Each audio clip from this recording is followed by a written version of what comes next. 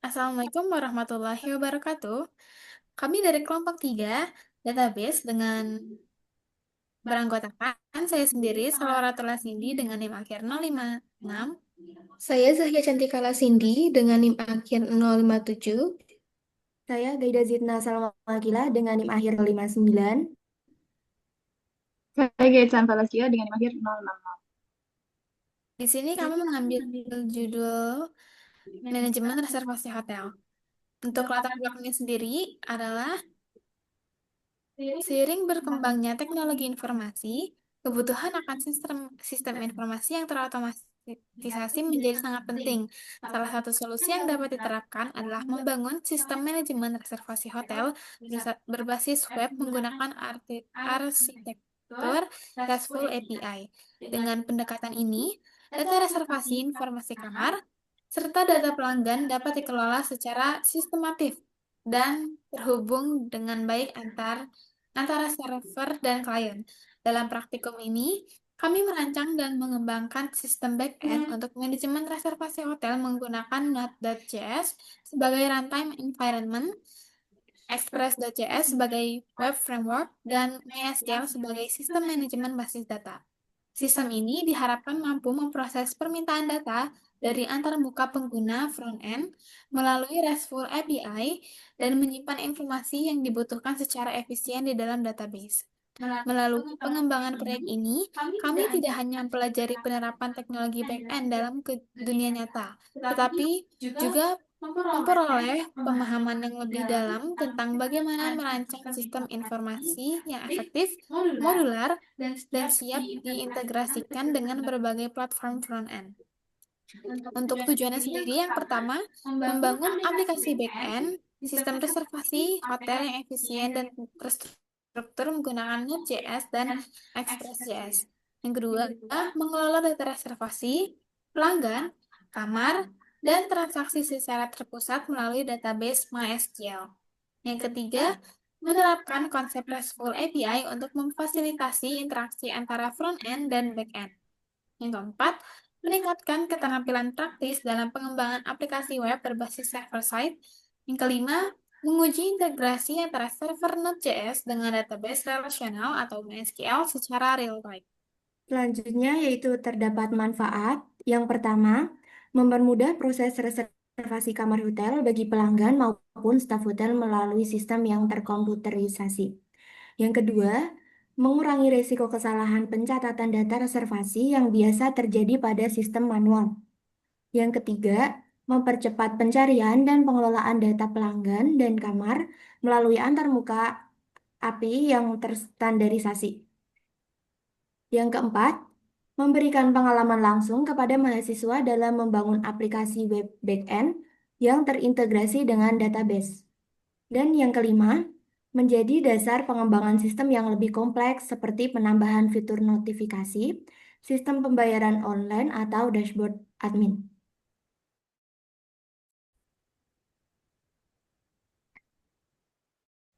Ke pembahasannya, yang pertama kita akan membahas data flow diagram. Yang pertama terdapat diagram konteks level 0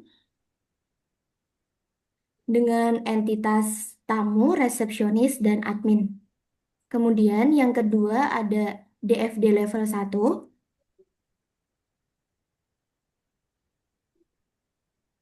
dengan entitas yang sama yaitu terdapat admin, tamu, dan resepsionis. Dengan proses yang pertama ada manajemen data, yang kedua registrasi, yang ketiga reservasi, yang keempat pembayaran, dan yang kelima laporan reservasi.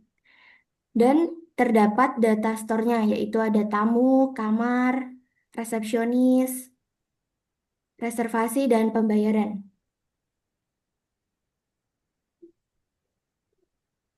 Selanjutnya ada RD dengan entitas yang kita ambil dari data store yang ada di DFD level 1 tadi, yaitu admin, kamar, tamu, reservasi, resepsionis, dan pembayaran. Lalu dengan proses, di sini ada admin mengelola resepsionis, resepsionis mengelola reservasi, resepsionis memproses pembayaran, admin mengelola kamar, kamar dipesan di reservasi, tamu melakukan reservasi, dan pembayaran dipesan di reservasi. Dengan atribut-atribut seperti yang ada pada gambar ERD ini. Lalu pertama tamu dengan reservasi di sini one to many, reservasi dengan kamar many to one, reservasi dengan pembayaran one to many, resepsionis dengan reservasi itu one to many, dan admin dengan kamar serta admin dengan resepsionis itu one to many. Oke, selanjutnya ada struktur tabel. Di struktur tabel ada tabel untuk menyimpan data admin, ada tabel untuk menyimpan data kamar, ada tabel untuk menyimpan data tamu, tabel untuk menyimpan data resepsionis, dan tabel untuk menyimpan data reservasi, dan tabel untuk menyimpan data pembayaran.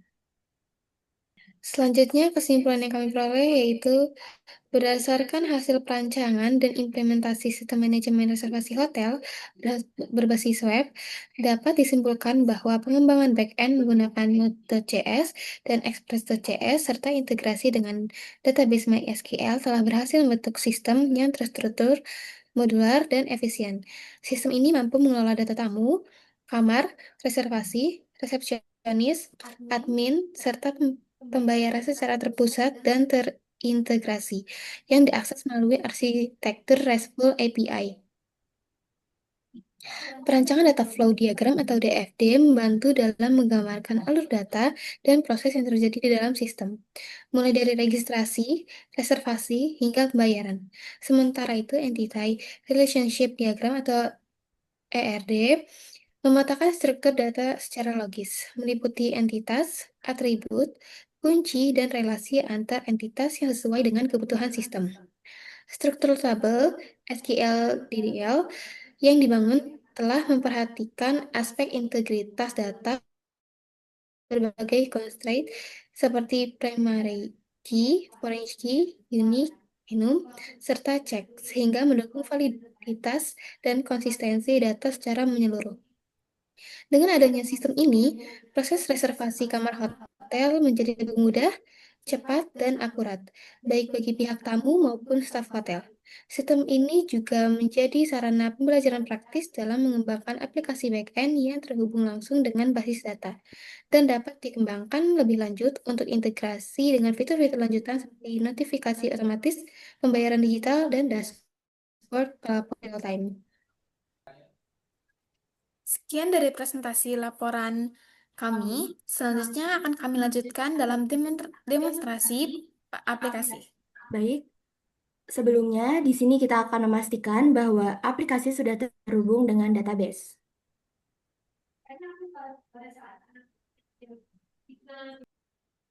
Nah, kemudian ini tampilan awal untuk landing page aplikasi manajemen reservasi hotel. Kita bisa melihat view kamarnya walaupun kita belum login.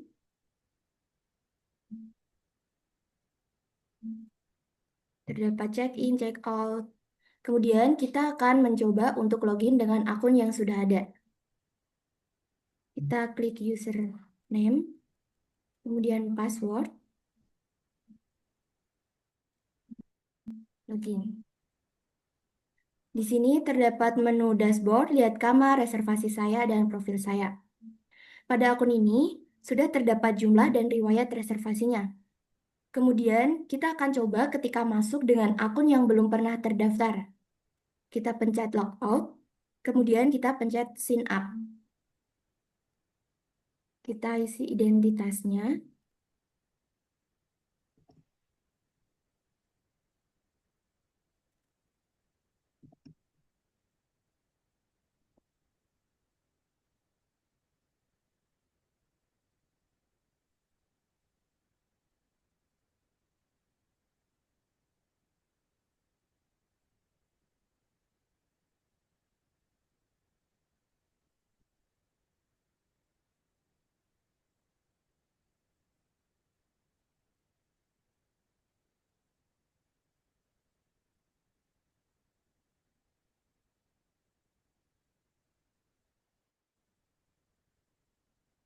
Nah, setelah kita sudah sign up akun, kemudian kita login lagi dengan email atau username yang sudah kita buat.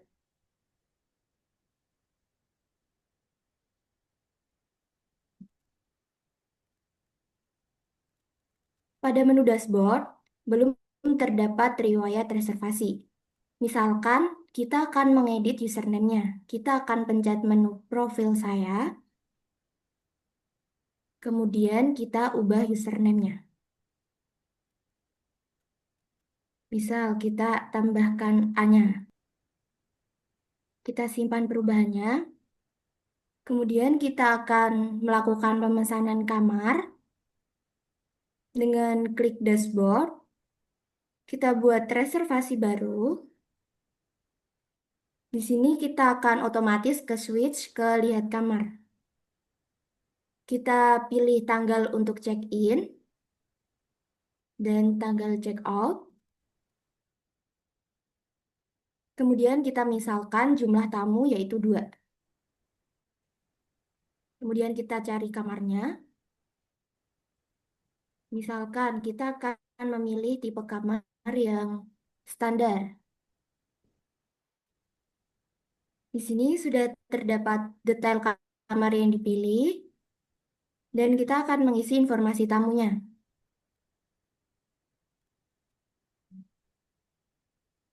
Kita klik konfirmasi reservasi.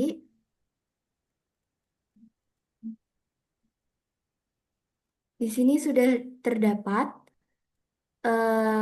pesanan kamar kita, tapi kita belum dapat nomor kamarnya karena belum dibayar dan belum dikonfirmasi oleh resepsionis. Kita akan melakukan pembayaran. Di sini sudah terdapat 4 menu. Kita akan memilih dengan metodenya e-wallet. Kita proses e-walletnya. Di sini sudah tertera instruksi pembayarannya dengan total berikut. Kemudian pada dashboard saya kita akan membuat reservasi baru dengan tipe kamar yang berbeda dengan langkah yang sama seperti tadi.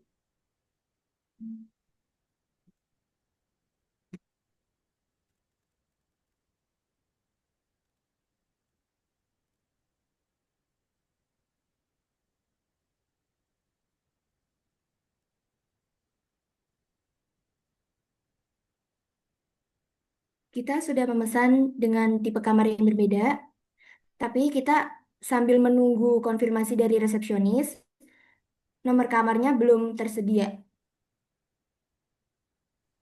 Kemudian untuk bisa mendapatkan nomor kamar, kita akan login sebagai resepsionis.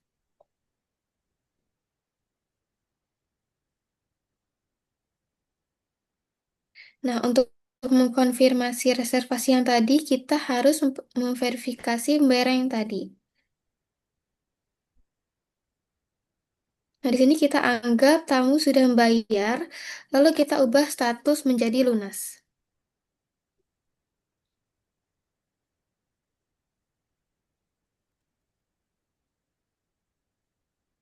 Untuk verifikasi yang kedua, kita ubah juga menjadi lunas.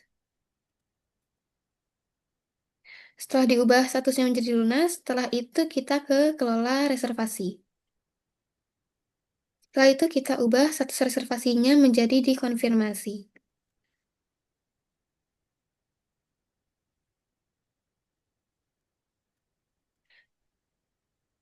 Di sini yang kita ubah menjadi dikonfirmasi hanya kamar yang standar. Sekarang kita lihat di akun tamunya.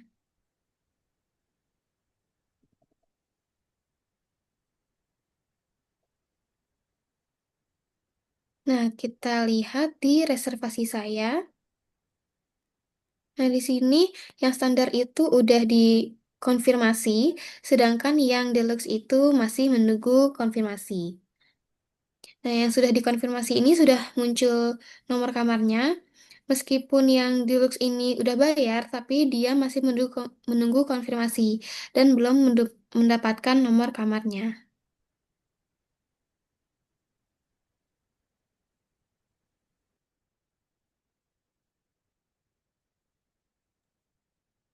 Selanjutnya kita login sebagai saat laman resepsionis kita bisa melihat apa saja. Nah, di laman resepsionis ini kita bisa melihat yang tamu check-in hari ini, tamu check-out hari ini, kamar tersedia, dan reservasi yang baru masuk. Kemudian kita ke laman kelola reservasi. Nah, di reservasi ini kita bisa melihat detailnya nih. Di statusnya ini kan ada menunggu konfirmasi, kita bisa melihat detailnya. Nah, ini detailnya. Terlihat jadwalnya, rincian biayanya, pokoknya detail-detailnya. Nah, kita bisa mengubah juga statusnya. Misal kita ubah yang menunggu konfirmasi ini menjadi dikonfirmasi.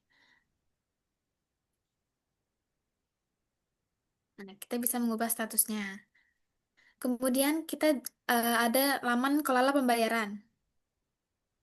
Nah, di kelola pembayaran ini kita juga bisa melihat detailnya. Kemudian kita juga bisa mengubah statusnya. Misal ini yang belum lunas nih, belum lunas deh. Kita bisa mengubah yang belum lunas ini menjadi lunas.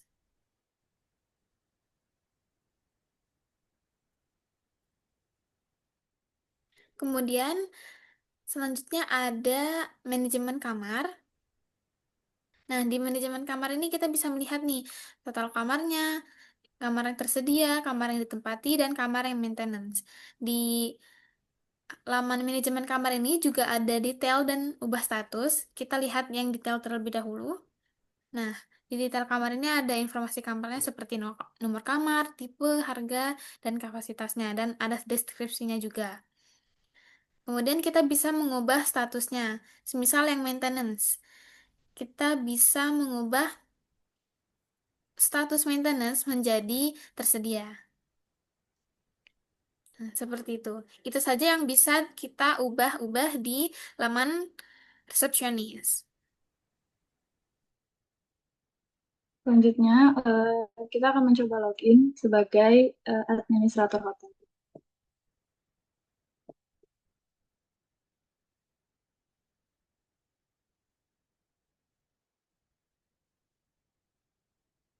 Nah, sebagai administrator di sini di halaman dashboardnya kita bisa melihat total kamar, jumlah kamar yang tersedia, lalu total tamu yang terdaftar, reservasi yang sedang berlangsung, total resepsionis, dan jumlah reservasi hari ini juga pendapatan di bulan ini.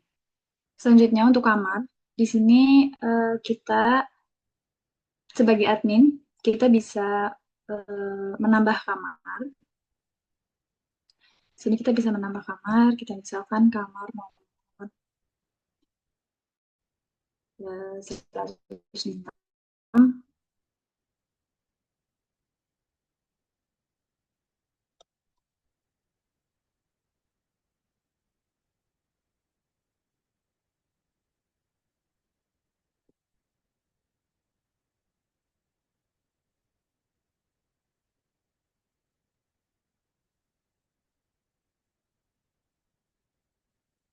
Di sini kita sudah menambahkan kamar dan ada tercantum di sini kamar dengan nomor kamar 106. Lalu kita juga bisa melihat detailnya. Kita bisa mengedit kamarnya juga menghapus kamar. Misal kamar yang 106 yang baru saja ditambahkan tadi kita hapus. Ya, kamar 106-nya sudah berhasil dihapus. Jadi sebagai admin kita bisa menambahkan, melihat, mengedit, serta menghapus kamar-kamar yang tersedia di hotel ini. Lalu selanjutnya untuk reservasi, di halaman data reservasi ini sama halnya dengan halaman kamar. Di sini kita bisa menambah reservasi, melihat detail reservasi, mengedit reservasi, juga menghapus reservasi. Di bagian pembayaran, di sini sebagai administrator, berbeda dengan halaman kamar dan reservasi, di sini sebagai administrator tidak bisa menambahkan pembayaran, tidak bisa mengedit dan menghapus pembayaran. Jadi yang bisa dilakukan hanyalah melihat detail dari tiap pembayaran yang dilakukan oleh tamu. Untuk halaman tamu dan halaman resepsionis, di sini sebagai Administrator bisa melihat data-data tamu yang terdaftar serta total reservasinya. Sama dengan halaman yang lain, di sini juga bisa melihat detail, edit, bisa menghapusnya juga. Sama dengan untuk resepsionis.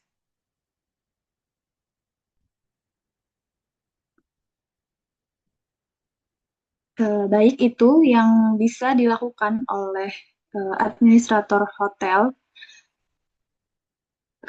terhadap sistem di hotelnya. Jadi sekian demonstrasi aplikasi dari kami. Kurang dan lebihnya mohon maaf. Wassalamualaikum warahmatullahi wabarakatuh.